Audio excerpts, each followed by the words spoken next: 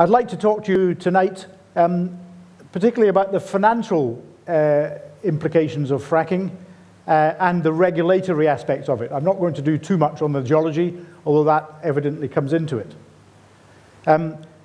People talk about the shale revolution in the US as if it's been an enormous success story. But this is nonsense. It's not true at all. It's been a financial disaster. It's a huge Ponzi scheme, which is unsustainable. And not many people know this. I'm using the Wild West metaphor for obvious reasons, but partly because there are about 12 shale basins in the US, none of which have made any money overall, but the one that is nearest to being financially feasible at the moment is called the Permian Basin in West Texas. West Texas is an interesting place. It's sagebrush desert. If you remember the film Paris, Texas by Wim Wenders, 1984, with that sad lost soul played by Harry Dean Stanton and the lovely slide guitar music of Ry Cooder. Well, all that was shot in the Permian Basin, the big wide open spaces of the western Texan desert. So that area is 1 million miles culturally and climatologically and geologically from anything we have in the UK. So it's going to be very difficult to emulate it in Britain. The break-even price for the Permian Basin oil was estimated as an average of $61 about a year ago, and the current price of oil, it went up recently, but still only at $55. So even in the best basin in the US, it's uneconomic. Curiously enough, no one has tried to put together a global set of figures for the overall shale bubble in the US, because that's what it's been. It's about 8 or 10 years of peak activity, peaking in 2011, and since 2015, it's all collapsing. Just for the gas figures, we can calculate pretty accurately from government figures in the US the money made by the sale of gas produced by shale fracking. And that's the blue figure at the top of that table. But the cost of doing this has been, of course, from drilling the wells. That's the next figure down in red. And then you have to add on, I've done a conservative 20% addition for paying royalties and leases and interest payments and all that sort of thing. And last but not least, all these gas companies have survived by selling debt. This means they offer bonds to people who are mug enough to buy them. They sell debt, which is a promise. You know, you give us your money and we promise we'll pay you back in, say, 5 years' time or 6 years' time. Now, if you add up all those red figures, in round terms, for the whole shale gas industry over this main period that I'm talking about here, you can see that the red figures are, in round terms, double the income from the sale of the gas. You might argue, but we've done the upfront infrastructure investment in drilling all the wells, so there's still gas and money to be made into the future.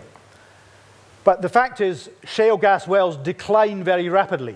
This is a curve that shoots down like this, as shown in the example in the bottom left-hand corner of one basin, the Marcellus Shale in Pennsylvania.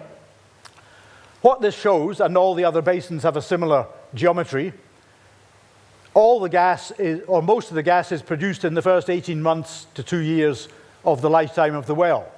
And after 5 to 8 years, the well is dead. Now, given that most of the gas wells in the US are now over 5 years old, they've all had their life, and we can't expect much more than a dribble of future income to come out of these wells. So in other words, it's unsustainable, just economically speaking, never mind the environmental costs. Now, just to explain what fracking is all about, you're probably familiar with these kind of diagrams.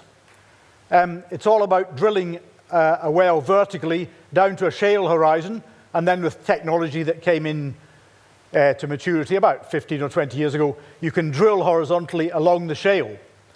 You then apply water mixed with sand under very high pressure indeed, like 50 times the pressure in your car tires, and that literally cracks the shale apart. The sand proppant, it's called, goes into the cracks, and then when you've released the pressure, after you've finished the fracking process, the new cracks are held open by the grains of sand, and this enables the oil or gas to come out, and it goes back up the well. Now, these pictures always use a very simplified geology. We call it layer cake geology, just flat layers like that, which is not anything like most of the geology in Europe, and certainly not in Britain, in the sedimentary basins with shale. However, it does seem to apply. It is more or less true for a lot of the American shale basins. But in Britain, the geology is more complex. Our basins are pervaded and sliced up by lots of geological faults. And these are now known by calculation and by empirical experience. We know that they are conduits for water and fluid contamination to come up from a shale layer up to the groundwater zones, the crucial groundwater resources near the surface of the earth. So this is a fundamental difference between British shale basins and their American counterparts.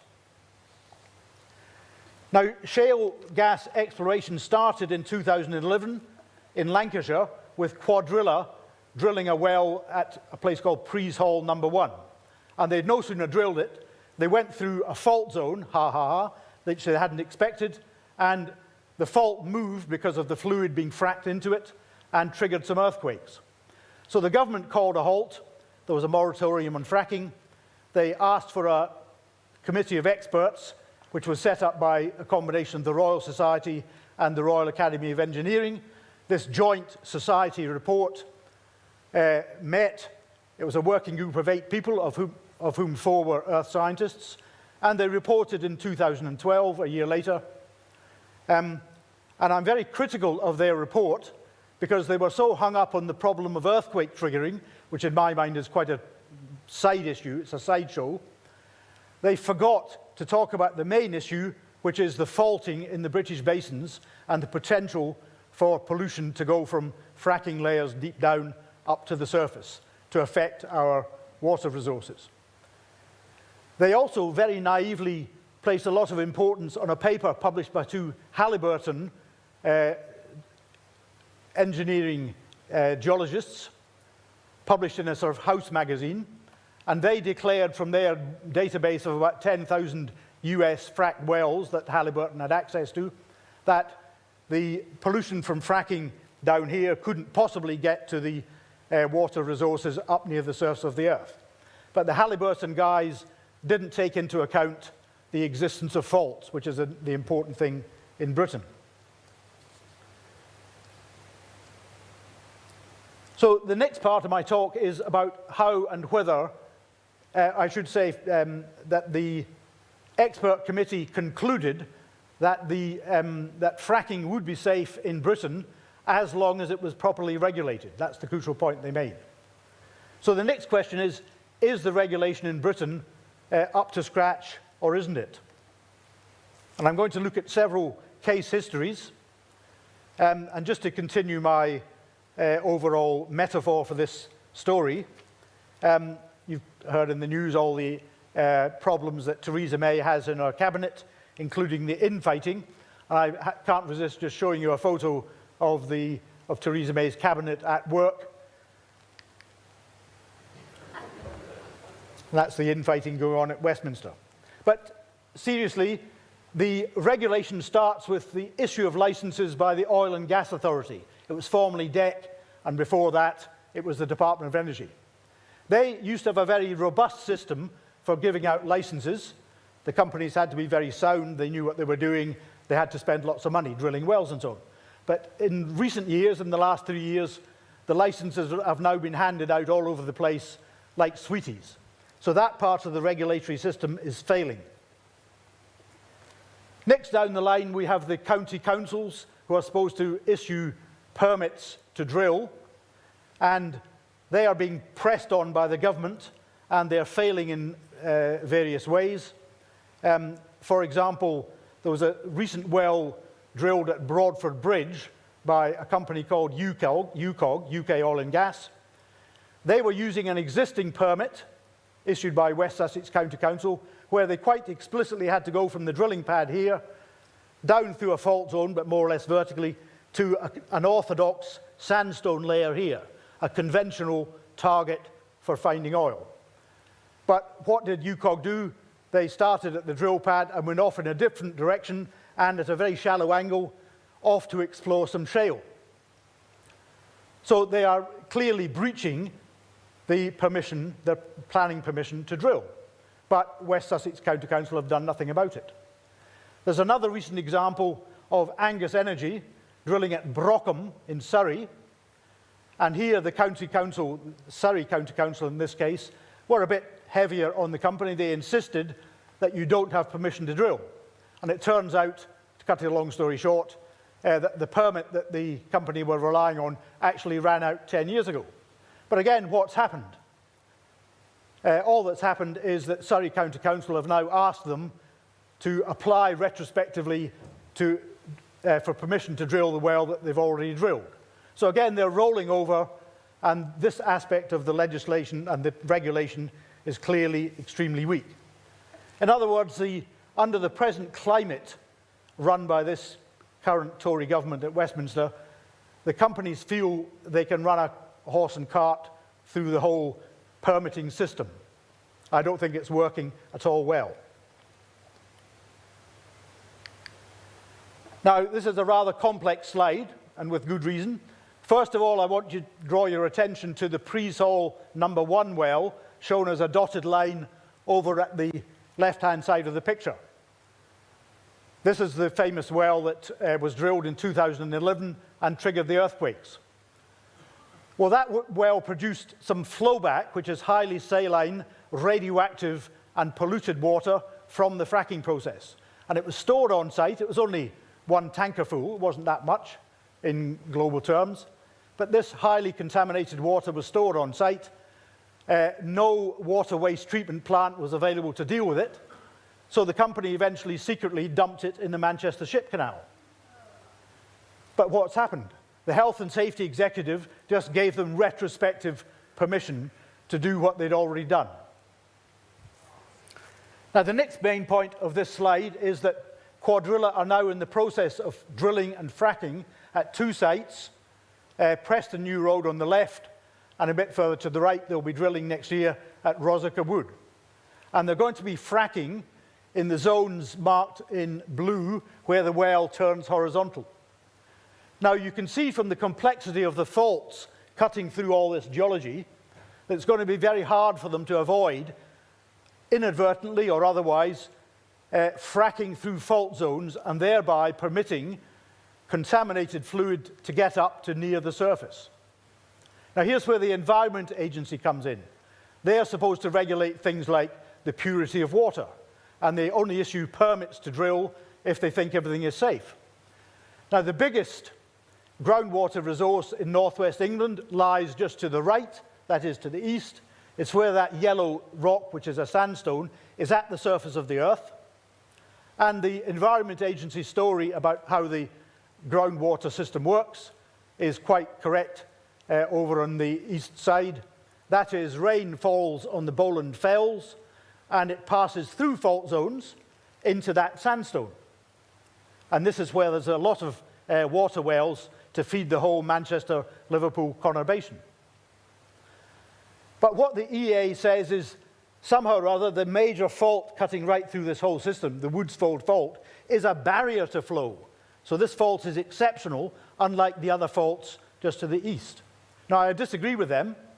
The EA is saying that all the sandstone containing water under the field and above where Cuadrilla is about to start fracking is just saline water and is of no interest to the public as far as a water resource is concerned. But I've done my own research on this.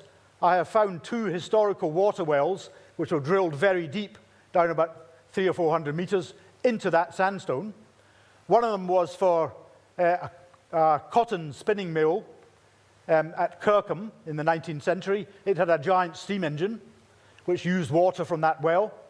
And in the mid-20th century, there was another deep well into that sandstone used for our dairy and for cheese making. Now, I don't believe that either of those two wells were using highly saline water. They must have been tapping into fresh water, contrary to what the EA would have us believe. Furthermore, I've rediscovered, going to the west of Preston New Road, there's a fault there, marked just to the west, which actually had been mapped by two separate oil industry outfits back in the 70s or 80s. And all I've done is remap it, and it goes right up to the surface, just to the west of Preston New Road. This could be a conduit for water, which I believe goes all the way from east to west and out towards the Irish Sea, but some of it could come up that fault zone. And this would account for why there is a little lake marked in a little blob on the map there, which is fed by 4 freshwater springs. And this is another sign that there may be fresh water coming back up to the surface. So all that is at risk of contamination if Cuadrilla goes ahead and fracks. Now I want to turn to 2 pernicious definitions introduced by the government and put in without consultation into the Infrastructure Act of 2015. The Tory government have decided that fracking is a national infrastructure project, and that's why they're taking powers away from local people and county councils. They're taking it all back to Westminster, and they're overruling the wishes of several local councils. The first definition, which is specious, is that they define what is meant by unconventional resources from conventional resources in a different way from the scientific convention. And the way we do this is by the permeability of the rocks. And the figure that universally used is below a value of 0.1, which is the line running down the middle of this diagram, the stuff to the left. That's an unconventional resource, and of course it includes shale, shown by the black area to the left, very low permeability rock. Over to the right, there is sandstone and limestone, but there is also things called tight limestones and sandstones, which are unconventional, and they need stimulation, which is either acidification or fracking, to get the oil or gas out of them. But the government has simplistically defined, in a kind of schoolboy manner, limestone and sandstone is conventional, shale is unconventional. This is going to enable companies now operating particularly in Sussex to get round the rules and what is meant by unconventional or not. And the second specious definition introduced by the government is, because we're talking about high volume hydraulic fracturing, meaning the kind of fracking used to break up shale, what is the definition of high volume? The government has picked a figure, a very high figure, 10,000 cubic meters of water per well. This is the threshold to define it as high volume fracking. But if you look at data published by the US Geological Survey, some of their hydrogeologists, they've used a huge database. So this is an empirical evidence-based result of over 250,000 fracked wells in the US, as shown by that map there. What you can say, just to cut a long story short, from their results is that it will be unconventional as a gas well if you've used more than 2,500 cubic meters of water. And for an oil well, even lower, 2,000 cubic meters. And above that, you can say it's unconventional. So the government's figure has been deliberately set in Britain very high at 10,000 cubic meters. This will enable, for example, companies in Sussex and drilling in the Weald. They may decide to frack a well and stop at 9,900 cubic meters. And then they'll say, we're not fracking, because legally this is not high volume hydraulic fracking. And this is what the lawyers will argue, that they're not fracking. So we have an Orwellian situation here of new speak, new definitions introduced by the Tory government. So just to round off, fracking not only is uneconomic in the US, it has never made a profit, and it certainly won't be economic in Britain, where the costs of doing so, if it ever gets going, will be far higher than the US. It's a polluting kind of industry. I think that is now well known. And it certainly doesn't have a social license to operate. And I take my hands off to the protesters, although we should call them protectors of the environment, who are now out there at the various drilling sites in North Yorkshire, the East Midlands, Lancashire, of course, and down in the Weald in Sussex. They are out there every day trying to stop the industry in its tracks, to delay it and obstruct it and challenge it legally, and even taking direct action. I support what they're doing, and in fact, in the long run, they will be doing the financial investors a favor, because eventually I think these investors will wake up and realize the game is not worth the candle, it's never going to make any money, so we'll pull the plug on it. And this is what I hope will happen reluctantly in Britain. And in France, where I live, down in the south, there was a license to frack awarded in 2009 to a small company. It was called the Plains of the Languedoc license, a huge license. But France had the wisdom to cancel all the fracking licenses in 2011. So since then, we have not had a problem in our locality in France, or anywhere else for that matter, with the danger of being in a fracking zone. But recently, President Macron has gone even further. He announced in August that France will no longer permit any future oil or gas exploration, full stop. So France is really looking forward to a future without fossil fuels, and I think this is a good thing. And of course, other countries, as you've heard no doubt, have already banned fracking. France, Germany, Scotland, of course, Northern Ireland, Republic of Ireland, Wales, the state of New York, the state of Maryland, Bulgaria, and so on. They have all banned fracking on sound environmental and legal reasons. And I just hope that England will be dragged into this new era and will follow suit sooner rather than later. Thank you very much.